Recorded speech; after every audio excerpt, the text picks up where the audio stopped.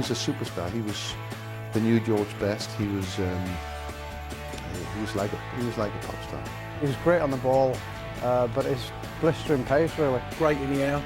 He just everything, every kind of goal Sharpe he could score. Terrific player, fantastic pace, one of the best crosses of the ball I've ever seen. And progressed very quickly into not just a Man United player but an England player, and looked to have the world at his feet. Not arrogant, just someone who believed that he could do well at Manchester United. Everybody was thinking that he'd go on and sort of have a career with Man United like Ryan Giggs. You know, he lit the Premiership up with his dazzling skills. You know, him and Giggs, he was brilliant. Even now, you see Sharpe playing games, and you do ask the question, why isn't he still playing sometimes? But I did it all with a smile on my face. Pace, power, skill, an eye for goal.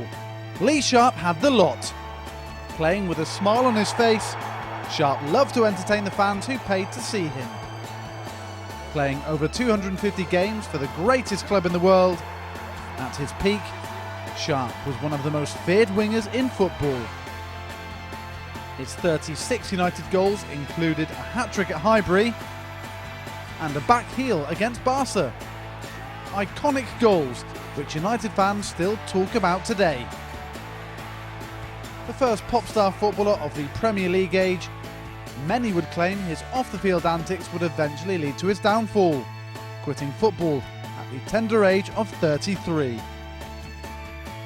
Sharpe's story is a fascinating one and begins at 4th Division, Torquay United. At 16, he signed YTS forms with the South Devon club and moved out of his family home to digs in Marnham Road, right next to Torquay's Plainmoor Stadium. His career was about to begin. The first thing I did was my mum and dad dropped me off at the digs. I think it was on the, I don't know, they came down the Saturday or Sunday. We were starting training on the Monday or something like that, and they pulled away. I went up to my bedroom to unpack my gear and I just burst into tears. I was like, oh my God, this is me on my own, starting work. It's not school, this is serious. And yeah, I suppose just the whole feeling of feeling alone and yeah, having made such a massive move, you know, away from home. And you are only 16. Yeah, I'm only 16. I'm mentally still very immature. Oh, totally, yeah, and always been mommy coddled and looked after and meals cooked and yeah, clothes cleaned, and you know, I've done nothing for myself. And fortunately, I got put with a great landlady. Training was tough early on, with all of the apprentices being pushed to their limits. Sharpe and his teammates needed toughening up, and a game called Murder Ball was devised as the answer. It was a old car park, concrete patch. It had a big sort of 8-foot wall, high wall one side, and the billboards to the pitch was the other side, so it had a fence sort of waist high.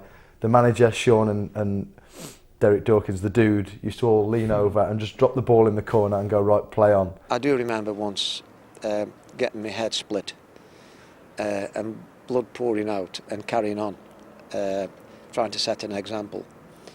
They thought I was absolutely lost the plot at the time, but I was just saying to myself, like, you know, if you walk off, they'll go. It did help the youngsters, you know. 4th Division football is different to Man United, so you need to be a little bit tough. If you're a bit weak or whatever coming into it, you'll get knocked around, and it probably did help Sharpe, I would think. It was just to prove a point, really. It was just to toughen everyone up, to show that you had to look after yourself, and I suppose also to help your teammates out. You know, if someone's in trouble and he's got 2 players on, and then you go over and help them out as well. So the toughening up process was working. Torquay boss Cyril Knowles gave Sharpe his debut on the 3rd of October 1987, aged just 16. He soon had his first goal in professional football, a penalty in a promotion 6-pointer at home to Cardiff. Ex-Everton keeper George Wood couldn't prevent Sharpe, who volunteered to take the pressure penalty despite his tender age. He made a further 5 starts and 6 appearances as a sub before his career was to take an astonishing twist. We played Colchester in a night match here, and Alex Ferguson came down with Archie Knox, I think, who was number 2 at the time, and they paid to get in, that is, as far as I know, because they didn't want a load of attention, you know, and they went and stood in the crowd and watched. After the game, went in with Cyril, the deal was effectively done, and Lee was at home and in bed, I think. 1 o'clock, half 1 in the morning, knock at the door, and the landlady's Scouse friend come out and went, I don't know what you've been doing, but you better get your arse downstairs. The manager and the club secretary is to say. I'm like, oh, what have I been? I'm running through the last couple of weeks in my head, what I've been doing, where have I been? And they just sat me down, took me into the dining room and sat me down and said, you know, we've just got at the back of a jag with Alex Ferguson and Archie Knox. They're not leaving Torquay until they've shook your hand tomorrow morning at the ground, and they want to sign you and take you to Man U. And I was like, I don't know whether to be sort of elated or whether to be a bit weary, or it was a weird emotion. It was nice to know that I was sort of going to Man U where they wanted me, but it was also, well, I'm only just about breaking into this team.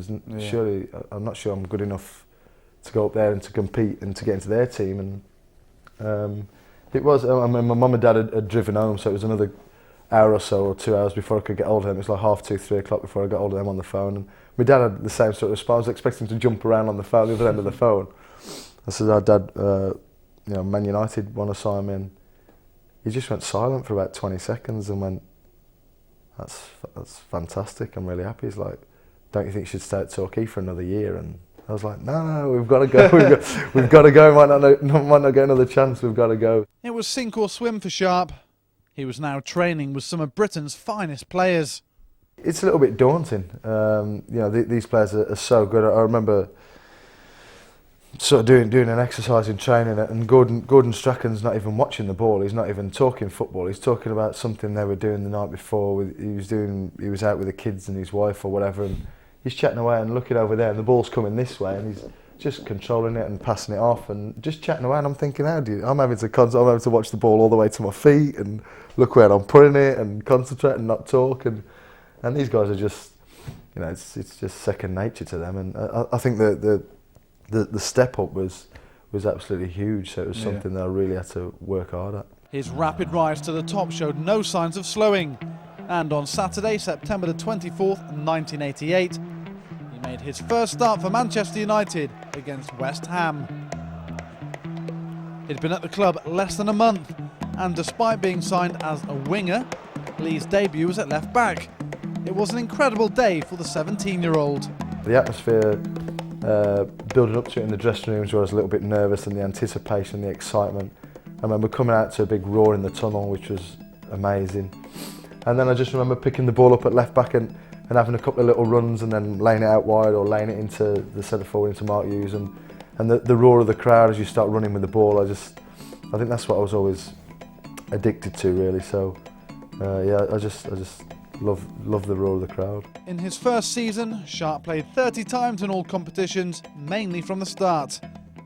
United finished 11th, but Sir Alex's rebuilding process was taking shape, and Sharpe was very much a part of it. Off the pitch, he was beginning to find his feet too. We had a bit of a nucleus of young lads, so it was good. Away trips became quite funny when all the fledglings were on them, and we were tearing our way around hotel rooms with stockings over our head, letting fire extinguishers off and all sorts. But no, it was good fun. In the late 80s, early 90s, players would go out more regularly than does the modern-day footballer. Having a few drinks together was something the club captain saw as great for team bonding.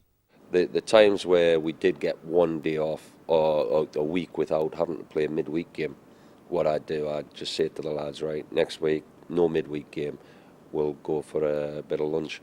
And so the lads knew that was like we'd go in training on Monday morning, and then because we didn't have a game till the Saturday, we'd go out for a bit of lunch, bit of banter and everything and that, and the lads would disperse at whatever time they wanted to go home. The young lads were single and unmarried with no kids and looking to get up to mischief and no good, and the married players were looking for an early night because they'd got no kids and they weren't going to have to get up early or do a feed or do anything else in the night. So we just had different values at that time. Occasionally, such sessions would have an unusual ending. I'm walking through, so I've got a couple of bags, and there's a restaurant in Manchester, and there's a knock at the window. There's a couple of the lads in there. There's Robbo, Norman Whiteside, Mal Donaghy. Was that just the three of them left, I think. And I go in there and they're like, oh, what have you been up to this? And I'm like, oh, I'm just going down, blah, blah, blah. And they're like, right, you've not been drinking, have you? I went, no, I've just been wandering around the shops. I went, right, your job now is to drive Norman Whiteside home. So I'm like, right, okay. So I don't have my car. My car was, I don't know whether I got my car or not. But they were like, no, you're going to drive his car home. So we had a Jag. I had like a clapped out Banger Escort type car. That was my first car when I was 17. Norman Whiteside had this Flash XJS Jaguar sports car, 4.2 litre of all the trimmings. So I drove him round. I put him in the car, and he was pretty drunk, Norman.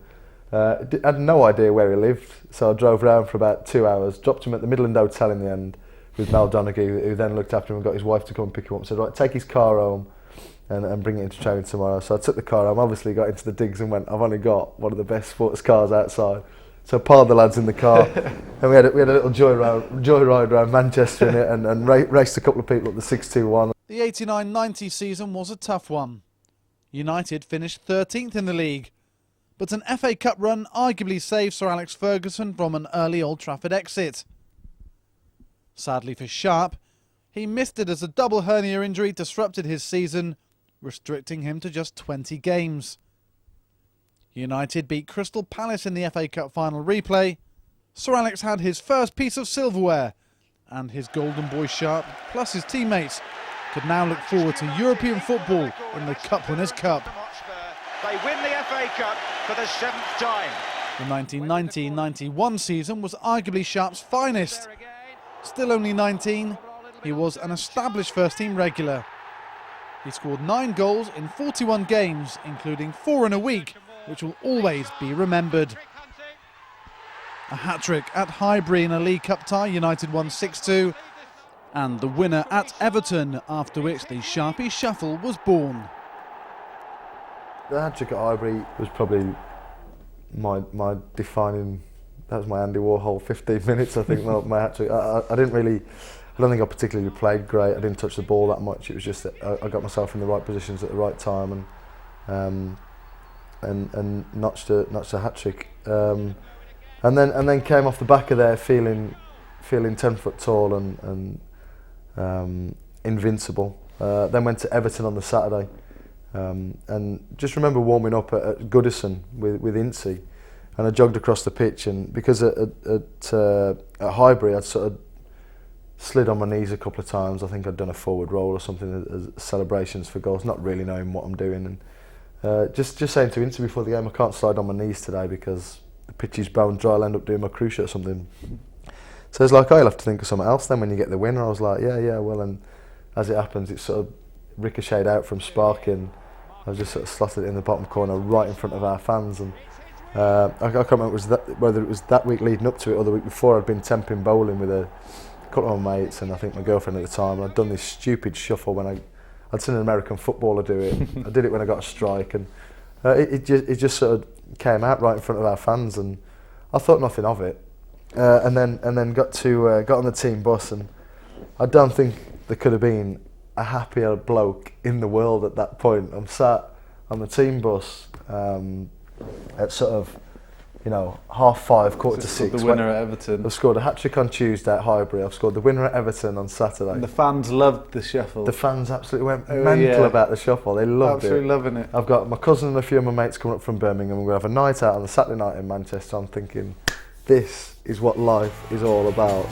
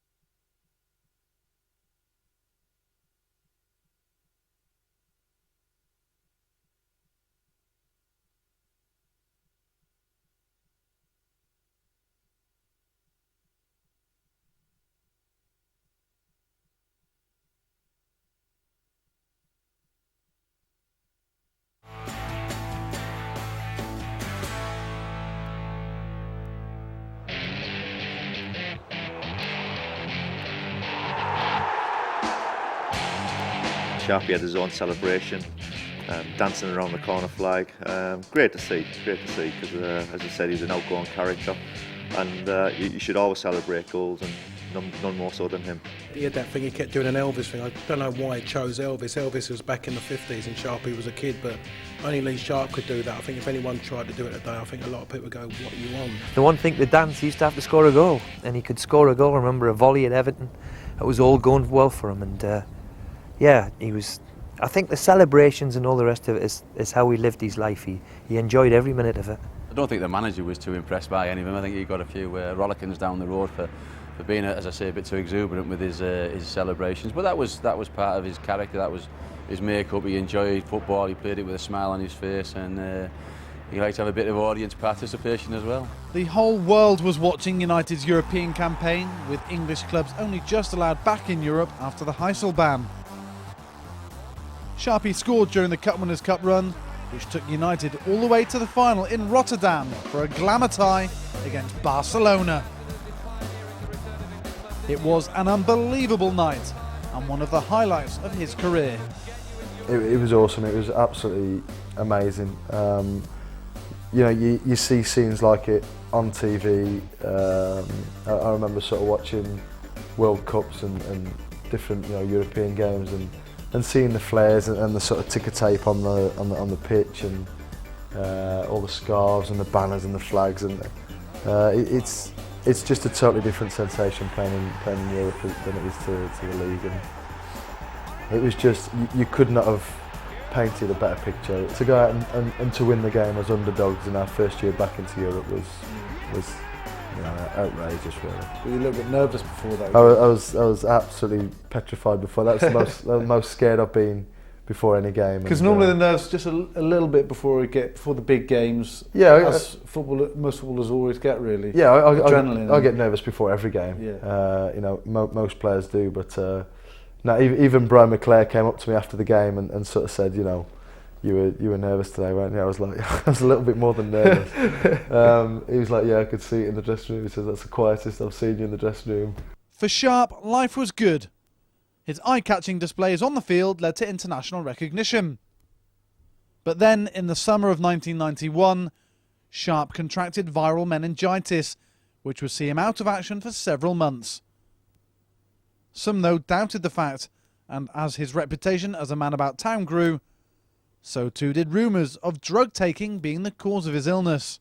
I've never been associated, I've never really knocked around clubs and nightclubs that have been associated with drugs. I've always been cheesy pop more clubs. cheesy, girly, sort of horrible clubs, really, when I come to think of it. Not cool at all. I don't know, I don't really know where it come from, and the viral meningitis didn't help. I had press chasing me saying, what do you think about it being drugs linked? I know the manager banned a couple of newspapers because they tried to insinuate that it was drug related. I mean, all I can say, you don't spend, if you're on drugs, you don't spend 8 years at a club like Manchester United with a manager like Alex Ferguson and sort of get away with it and be able to do it. You just can't do it. You just can't play to that standard. With Sharpe out of action until March of the 91-92 season as he battled meningitis, Ryan Giggs was making his name on United's left wing. Sharpe was restricted to 19 games and 2 goals as Leeds claimed the title, but it was an event off the pitch that season which made his name, the infamous party which the Boss Gate crashed. We were playing on the Sunday, and this was on the Thursday night, so by the letter of the law, we were allowed to go out, really. Not out as in major clubbing, but we were going to go out for a few drinks, and the manager knocked on the door, and Giggs's mate, who's not a footballer, answered the door with the only 2 bottles of beer in his hand, so the manager thinks everyone's on double drinks. There's another lad walking through the kitchen with his shirt off looking for an ironing board because we were about to go out. There's 3 girls on the sofa that have brought Giggs's mates over that were supposed to drop them off and leave, but because it's Lee Sharpe's house, they want to, they want to come in and have a look what it's like and have a nosy around. I think there was another lad. I had a set of drums. There was another lad banging away on these drums. So he's come in and he's absolutely gone absolutely mental. Absolutely mental. You know, that I could have young lads in there. He's forgetting that I'm only 19 and they're 17 and 18. He thinks I'm so much older and so much leading them astray. So he stands by the front door, clips everyone round the head and tells them all to go away in not such a nice way. Girls included, clips them round the head as well.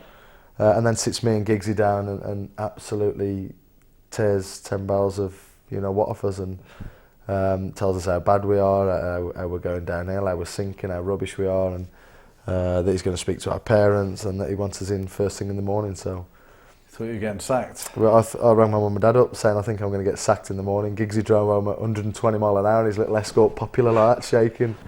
It was always Sharpe you'd get caught. And he was, I don't think that's ever changed with Sharpe, you know what, young lads will be young lads. I remember having his own fan club or something like that. It was at Club Royale or something. He had a load of young girly fans turn up to join his fan club and all that. And I remember him seeing pictures of him on the mic, telling them what was going to happen for the afternoon's events and entertainment. He was a superstar. He was the new George Best. He was like a pop star, and he was the one that came in the dressing room with all the new gear and was setting the trend, and so when you come into the dressing room for the first time, Lee Sharpe will be someone that you straight away would notice. When himself and Giggsy came into the team, it was like being around the Beatles, sort of that. I mean, I used to sign autographs for maybe 2 or 3 at the training ground, and all of a sudden these two came into the team. And the next minute, there's hundreds of girls all around the training ground. I had this reputation for going out a lot. I was never out more than anybody else was out, really. And when I was out, I was usually out with a couple of other lads. But I think because my problem was always with the ladies, I suppose, I got a bit of a worse reputation than most. In 1992, English football was changing, and the advent of the Premier League was part of a new vision for the game. It was a memorable season for the Reds and Sharpe, who played 30 games in helping his side end a 26-year wait to win the league title. It's something, you know, that's taken so long for the club to achieve that you wonder whether it's going to happen in your lifetime. And I think coming so close the first year, we were sort of like really chomping at the bit and ready to go the year we did it. And a little bit sort of anticlimactical when Villa went and lost at home, so we'd actually won the league while we were sat in our living room. But no, a nice comfortable way to win your first one, rather than having it go to the wire and being pushed. Sharpe enjoyed his most prolific season the following year, scoring 11 times in 41 games, and the Reds won the double. The following campaign saw Sharpe play 41 times, netting 6 goals, including one which will go down in folklore. That's the sort of thing that's like your true European night. You get a team with history, huge successful team with history, and they're coming in and the crowd are going mental, and it's a proper swinging game. We went 1-0 up, and having realised sort of at half time that Man United had never been beaten at home in Europe. I didn't even know that till that night, I don't think. And then to go 2-1 down and to score a back heel to save the home record and to equalise was scary. It was unbelievable. It was a proper dream sort of European night. It was fantastic. And one of your favourite ever goals you've scored? Yeah, if not the favourite. I think for the whole occasion. Meanwhile, Sharpe's lifestyle and image was becoming a source of friction between him and Sir Alex. The boss thought Sharpe wasn't taking things seriously enough and that he'd throw away his talent. The manager, because I was all smiling, all singing, all dancing, sort of wide boy, if you like. I'm not even a wide boy, I was just like a giddy young kid in a sweet shop, really. I think he thought that I weren't bothered about the football. I was more interested in the girls and the nightclubs than I was in the football. But you know, he didn't. He saw the reviews or the rumours of me going to nightclubs after the game on a Saturday, but he didn't see me lay on the couch on a Sunday watching the football with yesterday's game running through my head 24/7 and different things I'd done and all the bits that I did do away from the game. You know, it was the game I loved, and I loved it, and couldn't get enough of it. Couldn't get me off the training pitch. I was always at the front of the running, but I did it all with a smile on my face. You know, people would be in pain running, and I'd like to crack a joke or like that, because I just loved it. Loving doing it. I always felt it was easier to do with a smile on your face. If you're going to do it, you know, why talk yourself into being hurt? Why not talk yourself into enjoying the burn that hurts, enjoying the tough bits? And I think sometimes, he misread me a little bit. The 95-96 season was Sharp's last as a Red. A 3-1 defeat on the opening day in the now infamous You Win Nothing with Kids game was a rare blip in a season which ended with another double. 41 appearances and 6 goals showed Sharpe he was still a valuable member of the squad, but the feeling of not really being wanted was continuing to fester, and it eventually led to his transfer request. When push come to shove, the final game at Middlesbrough, after I'd played centre midfield out here on the Tuesday or Wednesday night, I can't remember when it was, I played really well. I think I might have even scored. And then we went to Middlesbrough on the Sunday to win the league, and he brought Nicky Butt back in because he said he was a bit more defensive against Janino, and I was like, yeah, that's fine. And then got to the ground, and my shirt weren't even on the subs bench. And I remember saying to Kiddo, what's happening? He'd actually put Steve Bruce as a sub rather than me, and he'd got a snapped hamstring and couldn't play, and he just wanted him in his kit so he could pick the trophy up and all the rest of it. And I just thought, well, if he wants to put him in a sub and he can't even play, he could have got changed anyway. I can't be that vital to the team, and then he put me. He did call me in and say, I'm putting your sub in the FA Cup final, but I think the damage was done, and I just felt it was time to get away. And I'd played right wing, centre field, left wing, left back, all over. So I thought time to stake a claim in someone else's team and have a good run in the team and get my own game together. The next chapter of Sharp's story took him to Leeds United. Injuries blighted his time at Ellen Road. He next moved on loan to Sampdoria and then on to Bradford.